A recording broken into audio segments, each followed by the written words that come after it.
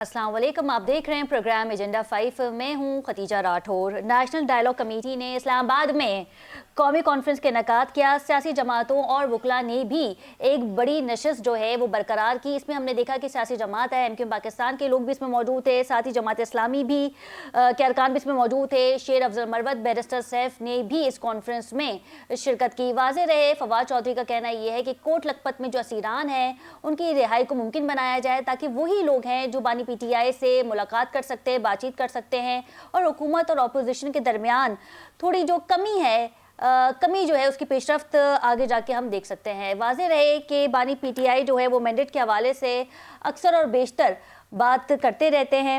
और एक जगह पे सुहेल आफरीदी ने ये भी कहा कि जब हम कहते थे कि केपीके में दहशतगर्द आ रहे हैं तो ये लोग हमारा मजाक उड़ाते थे। बंद कमरों के फैसले ने सूबे को नुकसान पहुंचाया है। हुकूमत ने भी इस हवाले से वाज़े कर दिया है। राना सनाउल्लाह का कहना था कि हुकूमत तैयार है अपोजिशन से मुज़ाकरात के लिए। अब ये अपोजिशन की सवाबदीद है कि वो मुज़ाकरात करते हैं या नहीं। हुकूमत जो है वो मुज़ाकरात के प्लेटफॉर्म पे जो है वो आ गई है। अभी अपोजिशन को देखना है कि उन्हें किन निकात पे, किन एजेंडों पे जो है वो बात करनी है। वाज़े रहे नेशनल डायलॉग कमेटी के जो अरकान हैं वो पाकिस्तान तहरीक इंसाफ के सीनियर और साबका अरकान रह चुके हैं।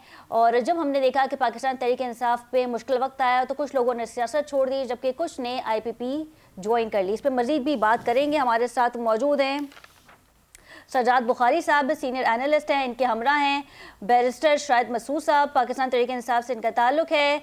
उस्मान अहमद भट्टी साहब ने भी हमें ज्वाइन किया है, सीनियर तज्ज़ियाकार हैं। सबसे पहले रुख कर लेते हैं सजाद बुखारी साहब का। सजाद साहब, नेशनल डायलॉग कमेटी ने इस्लामाबाद में एक कौमी कॉन्फ्रेंस का इनेकाद किया।